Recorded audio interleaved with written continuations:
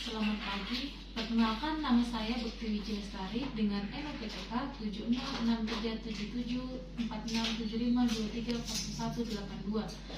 Saya adalah salah satu dosen dari Universitas Muhammadiyah Sorong yang mengajar pada program studi S1 Akuntansi.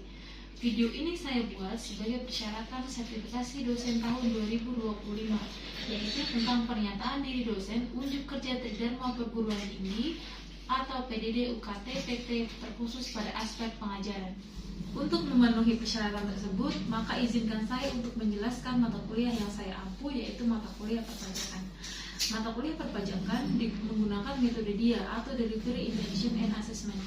Delivery sendiri berkaitan dengan bagaimana materi perkuliahan disampaikan kepada mahasiswa. Contohnya dalam perkuliahan saya menggunakan metode ceramah. Kemudian selain ceramah biasa ada presentasi dan menggunakan video pembelajaran. Kemudian interaction atau yang mencakup bagaimana dosen dan mahasiswa berinteraksi selama proses pembelajaran. Selain itu, misalkan interaksi ini meliputi diskusi kelas, tanya jawab, forum online atau kegiatan kolaboratif lainnya. Kemudian untuk asesmen adalah proses evaluasi terhadap pemahaman mahasiswa atas pembelajaran yang telah diberikan. Penilaian ini dapat berupa kuis, tugas, ataupun presentasi dan juga proyek. Saya akan menjelaskan secara umum tentang mata kuliah perpajakan. Jadi mata kuliah perpajakan merupakan mata kuliah wajib program studi dengan kode mata kuliah 22WP72411, memiliki bobot SKS 3 dan diampu oleh mahasiswa semester 4 program studi akuntansi Universitas Muhammadiyah Sorong tentang perkuliahan perpajakan. Jadi dalam mata kuliah ini kita akan mempelajari atau membahas tentang aspek perpajakan, mulai dari konsep-konsep dasar, sistem pemungutan hingga kewajiban dan hak wajib pajak. Mata kuliah ini memberikan pemahaman tentang jenis pajak, misalkan pajak penghasilan, pajak pertambahan nilai, dan pajak bumi bangunan, serta bagaimana cara menghitung, menyetor, dan melaporkannya sesuai dengan peraturan perundang-undangan yang berlaku. Untuk capaian pembelajaran pada mata kuliah perpajakan yaitu CPL 1, taat hukum dan disiplin dalam kehidupan bermasyarakat dan bernegara. CPL 2, mampu memahami konsep teoritis secara mendalam mengenai perencanaan, prosedur, dan pelaporan keuangan baik dari secara publik, pemerintah daerah, pariwisata, lingkungan, dan perpajakan. CPL 3, mampu memahami konsep dan peraturan perpajakan dalam bisnis. CPL 4, mampu menunjukkan kinerja secara mandiri, bermutu, dan terukur dalam peraturan perpajakan dalam bisnis. Kemudian CPL 5, mampu menyusun laporan kewajiban perpajakan dalam melakukan rekonsiliasi perpajakan sesuai perundang-undangan yang berlaku. Untuk capaian pembelajaran pada mata kuliah perpajakan, yang pertama, CPMK 1, mahasiswa mampu memahami dan menjelaskan konsep teoritis perpajakan baik dalam pengembangan dan penerapannya dalam kehidupan sehari-hari. CPMK 2, mahasiswa mampu menerapkan perhitungan pajak dan menyelesaikan masalah yang terjadi. Media pembelajaran pada mata kuliah perpajakan di dalam kelas kita menggunakan Infocus. Selain menggunakan Infocus, saya memanfaatkan aplikasi WhatsApp dalam mata kuliah perpajakan untuk berkomunikasi dengan mahasiswa. Selain itu juga mahasiswa bisa mengakses absensi secara menggunakan barcode atau QR dan juga mengakses jadwal perkuliahan pada aplikasi Siakat atau bisa diakses dari website https://siakat.umsorong.ac.id. Materi pembelajaran pada mata kuliah perpajakan, yang pertama kita akan membahas tentang konsep dasar perpajakan, kedua pajak negara dan pajak daerah, yang ketiga pajak dan hukum pajak, keempat teori pemungutan pajak, kelima subjek dan objek pajak, keenam tarif pajak, ketujuh peradilan pajak, kedelapan reformasi pajak, kesembilan utang pajak, 10 penetapan pajak, 11 pembayaran dan pelaporan pajak, 12 penagihan pajak, yang ke-13 pemeriksaan dan penyelidikan pajak, dan ke-14 hukum pajak internasional. Adapun buku referensi yang digunakan dalam mata kuliah perpajakan yaitu berjudul Perpajakan oleh Wisang Kendra Bintari dan Referensi Perpajakan Teori dalam Kasus oleh Resmi dan Siti. Namun, mahasiswa diperkenankan mencari sumber referensi yang lain, misalkan dari buku yang membahas tentang perpajakan maupun artikel-artikel ilmiah yang masih ada kaitannya dengan perpajakan. Sistem pembelajaran dilakukan secara langsung di dalam kelas. Mahasiswa dituntut untuk melakukan pembelajaran bersama dosen secara terstruktur dan terarah, yang bisa dilakukan secara individu ataupun secara berkelompok. Namun, tetap melalui pengawasan dosen. Misalkan ketika mahasiswa berdiskusi ataupun mengerjakan tugas yang diberikan oleh dosen. Selanjutnya, mahasiswa dituntut untuk belajar mandiri yang dilakukan secara individu tanpa pengawasan langsung dari dosen. Mahasiswa secara mandiri dapat memahami materi perkuliahan melalui pembelajaran secara mandiri. Kemudian, pembelajaran perpajakan dilakukan selama 16 kali pertemuan, 14 kali pertemuan tatap muka, kemudian 1 pertemuan untuk UTS dan 1 pertemuan lagi untuk UAS. Evaluasi pembelajaran mahasiswa dapat dilakukan melalui beberapa hal. Kehadiran atau keaktifan mahasiswa, tugas mahasiswa, UTS, dan juga UAS. Penilaian kepada mahasiswa diberikan secara objektif berdasarkan indikator yang telah ditetapkan. Rubrik penilaian yang saya gunakan, mata kuliah perpajakan, yaitu rubrik penilaian kehadiran atau keaktifan mahasiswa, meliputi absensi dan keaktifan mahasiswa ketika berdiskusi di dalam kelas memiliki persentase sebesar 30%. Kemudian rubrik penilaian tugas mahasiswa meliputi tugas mandiri dan tugas kelompok sebesar 30%. Untuk rubrik penilaian UTS dan UAS masing-masing memiliki persentase sebesar 20%. Dengan menggunakan rubrik penilaian, proses pembelajaran dan evaluasi perkuliahan menjadi lebih transparan, terstruktur, dan efektif. Sekian paparan singkat tentang deskripsi mata kuliah perpajakan. Selanjutnya akan ada video pembelajaran di dalam kelas bersama mahasiswa program studi akuntansi Universitas Muhammadiyah Sorong yang saya lakukan. Oke, assalamualaikum warahmatullahi wabarakatuh. Waalaikumsalam warahmatullahi wabarakatuh. Baik, apa kabar hari ini? Baik, Bu. Baik, teman-teman, sebelum kita memulai perkuliahan hari ini, silakan kita bersama-sama membaca doa untuk persediaan kita masing-masing. Berdoa dimulai. Oke, berdoa selesai. Baik, teman-teman, terima kasih atas kehadiran hari ini. Ibu akan melanjutkan materi minggu lalu, yaitu tentang utang pajak.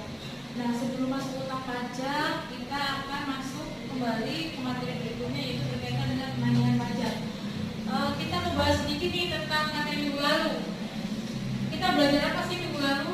Siapa yang bisa menjawab? Saya, Bu. Ya, silakan John. Sebab-sebabnya timbulnya utang pajak. Oke, sebab dari timbulnya utang pajak itu apa aja ya, John? Jadi yang pertama, perbuatan misalkan karena mendirikan bangunan. Dan yang kedua, keadaan misalkan memiliki tanah. Terus yang ketiga, peristiwa atau kejadian misalkan mendapatkan pilihan. Oke, terima kasih John. Oke teman-teman, itu adalah sedikit review tentang mata kuliah minggu lalu. Selanjutnya kita akan melanjutkan materi berkaitan dengan pajak, yang materi hari ini itu berkaitan dengan penagihan pajak. Apa sih penagihan pajak? Kita akan belajar sedikit bahwa penagihan pajak didefinisikan sebagai sebuah proses tindakan yang dilakukan oleh penanggung pajak atau wajib pajak dalam melunasi utang pajak beserta biaya penagihannya. Kenapa bisa timbul utang pajak? Itu kita sudah belajar minggu lalu bahwa utang pajak timbul karena adanya kewajiban pajak yang belum juga dibayar oleh wajib pajak. Maka penagihan pajak pun memiliki landasan hukum yang telah diatur dalam Undang-Undang Nomor 19 Tahun 1997 Pasal 1 Angka 9 dan definisi dalam Undang-Undang Nomor 9 Tahun 2000 berkaitan dengan perihal penagihan pajak dengan surat di mana dalam peraturan tersebut penagihan pajak diartikan sebagai serangkaian tindakan yang diputuskan penanggung pajak dan melunasi utang pajaknya. Nah, itu sedikit penjelasan tentang penagihan pajak. Selanjutnya saya akan menjelaskan apa akibat yang timbul jika penagihan pajak tidak juga dipenuhi oleh wajib pajak.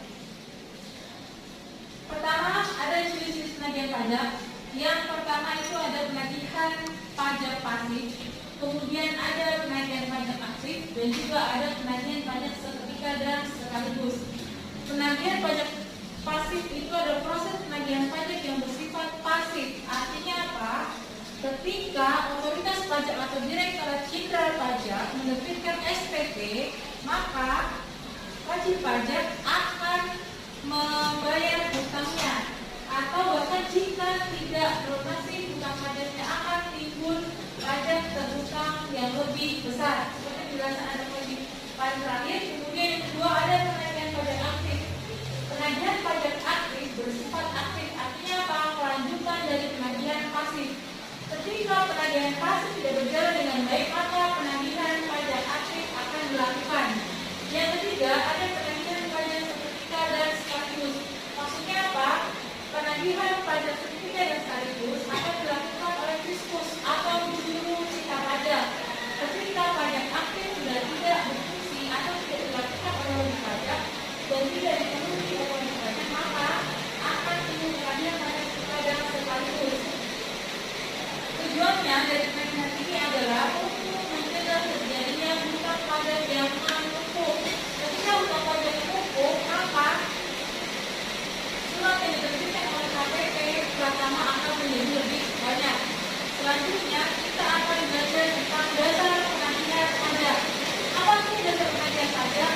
Dasar penagihan pajak yang pertama atas PPh dan PPN dan PPNPM. Serta bunga penagihan itu ada 7 poin penagihan dan pajak. Serta dipahami bahwa dari penagihan pajak dari PPh itu ada SPT, ada SKPKB, ada SKPKBP, dan ada pusat sipol, gabungan, pemerintahan anak banding, dan ada pusat anak sipol kembali.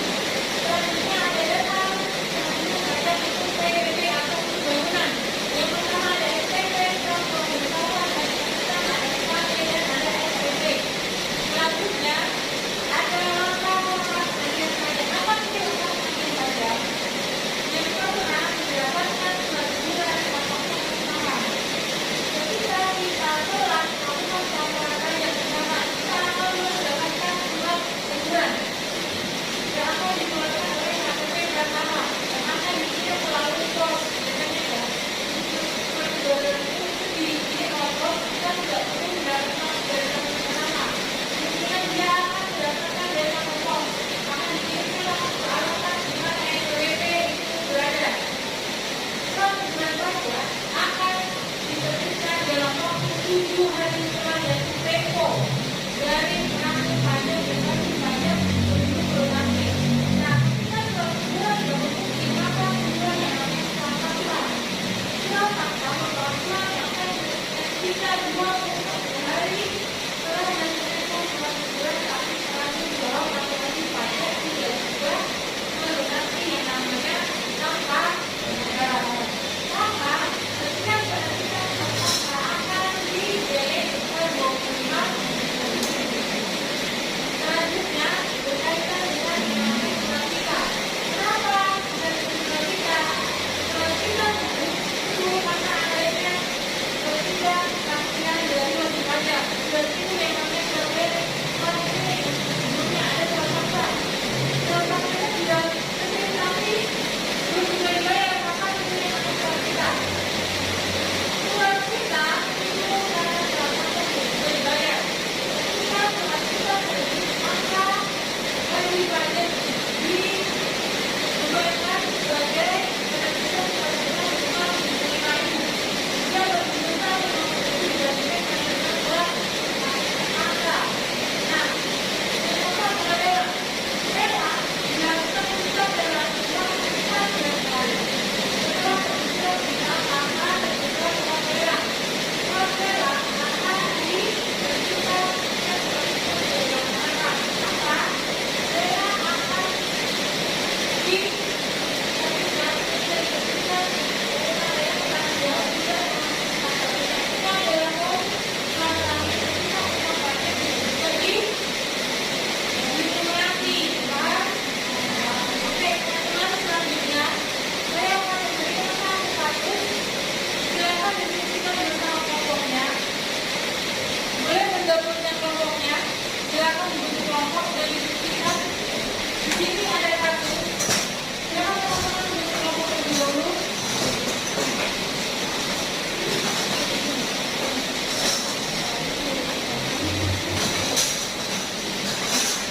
Oke, sudah.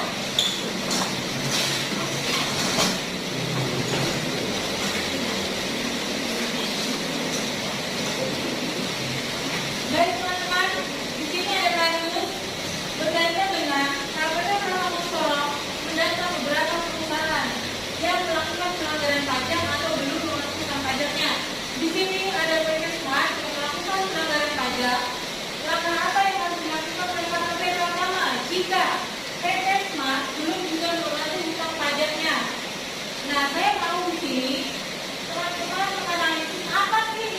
dilakukan oleh KPP Pratama terhadap PT Smart yang telah melakukan pelanggaran pajaknya.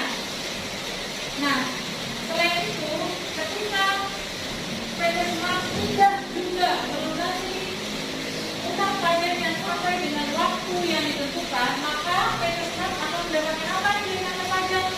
Maka saya minta kepada teman-teman, silakan mendiskusikan bersama kelompoknya apa yang akan didapatkan oleh PT Smart atas pelanggaran pajak yang dilakukan. Silakan teman-teman diskusikan dengan kelompoknya. Saya akan menanyakan kembali berkaitan dengan kasus yang ada. Oke, baik teman-teman, sudah selesai diskusi kelompoknya? Sudah. Dari kasus ini, maka saya mau lihat nih diskusi kelompoknya hasilnya apa. Kita mulai dari satu persatu kelompok ya. Silakan kelompok pertama. Baik, saya akan menjawab pertanyaan dari Ibu. Jadi dari kasus tersebut, maka PT Smart akan mendapatkan surat teguran dalam waktu 7 hari. Jadi jika tidak melunasi, maka akan dilakukan pengumuman lelang dalam waktu 14 hari. Oke, baik. Terima kasih untuk kelompok pertama. Kasus dari kasus pertama menurut kalian seperti itu? Iya. Kenapa dia bisa terima surat lelang? Karena dia melakukan pelanggaran. Ya, karena dia melakukan pelanggaran ya. Iya. Makanya dia terima surat lelang. Oke, untuk kelompok pertama saya ucapkan terima kasih. Selanjutnya kita lanjut ke kelompok kedua. Silakan kelompok kedua. Siapa yang akan menjawab? Baik, saya akan menjawab pertanyaan dari Ibu mengenai PT Smart. Jawaban dari kelompok kami, PT Smart akan mendapatkan surat tanggungan pajak atas awal pelanggaran sampai pada sanksi berat berupa penerbitan surat lelang. Itu karena itulah surat sanksi terakhir jika PT Smart masih juga tidak menghiraukan himbauan atau KPP Pratama Sorong. Ya. Baik, terima kasih kepada Pasca atas jawabannya. Untuk selanjutnya, teman-teman, kita akan masuk ke sesi penutupan. Sebelum penutupan, mari kita berdoa untuk menutup perkuliahan hari ini. Silakan berdoa menurut kepercayaan dan nilai-nilai kita masing-masing. Berdoa dimulai.